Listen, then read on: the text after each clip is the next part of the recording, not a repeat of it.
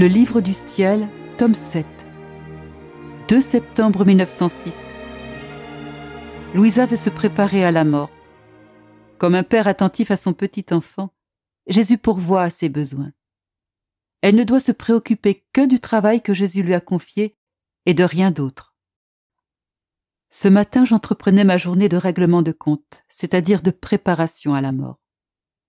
Après avoir reçu la Sainte Communion, j'ai dit à Jésus, « Jésus béni, réglons nos comptes maintenant de manière à ne pas les laisser pour les derniers moments de ma vie.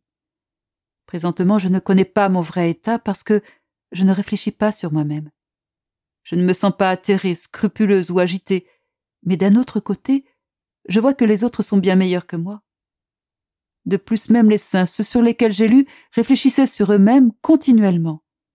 Ils cherchaient à savoir s'ils étaient froids ou chauds, tentés ou en paix, s'ils se confessaient bien ou pauvrement, etc. Et presque chacun d'eux était timide, troublé et scrupuleux. Pourtant, je te donne toute mon attention et mon amour, car je ne veux pas t'offenser. Le reste, je ne m'en préoccupe pas.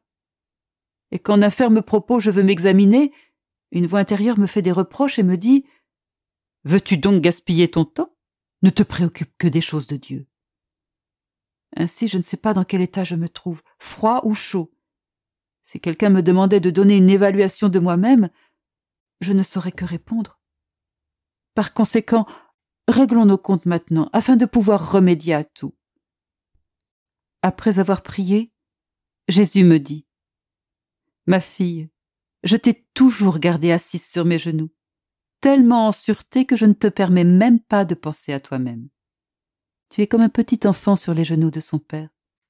Tantôt il le caresse, tantôt il le baise. Si, sans prudence, le petit enfant se souille, le père le nettoie parce que l'enfant n'est pas conscient de sa conduite. D'autre part, quand le petit enfant voit que son père est affligé, il le console et sèche ses larmes. S'il voit que son père est irrité, il le calme.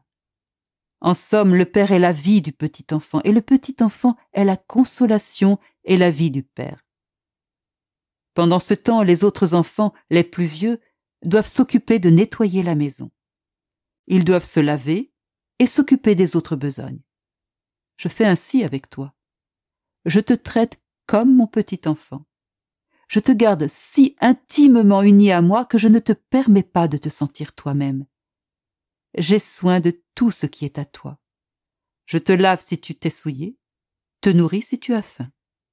Je pourvois à tout, de sorte que tu ne sais même pas quels sont tes besoins.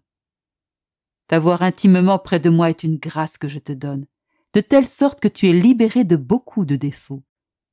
En conséquence, tu dois uniquement penser à faire le travail que je t'assigne et ne te préoccuper de rien d'autre.